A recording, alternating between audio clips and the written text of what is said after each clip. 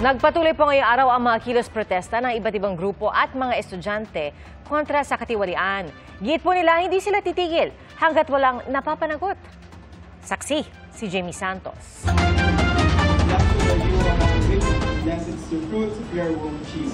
Bitbit ang mga rosaryo, imahe ng Birheng Maria at mga placard na may panawagan laban sa korupsyon, nagdaos ng prayer rally.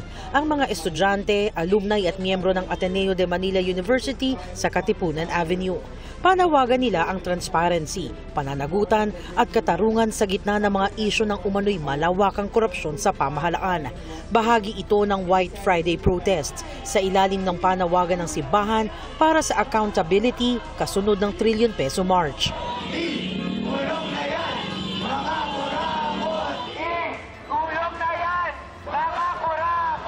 Nag-walkout naman sa kanilang klase ang mga mag-aaral ng Rizal Technological University o RTU sa Mandaluyong City.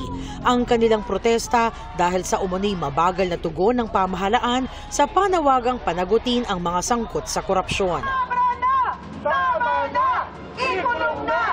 Sa EDSA Shrine, nagsama-sama na namang muli ang iba't ibang grupo para iparating sa pamahalaan ang tinig ng mamamayan.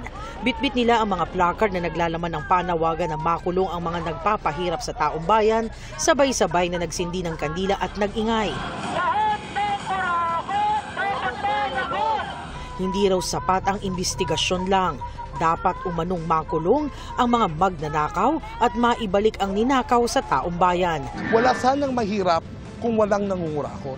Na kailangan natin magkaisa this time kasi kailangan na pong mabuhay o magising ng bawat mamayan na hindi na to inuulit-ulit. Gusto natin ng agad-agarang may makita tayong resulta. Pagpapakulong.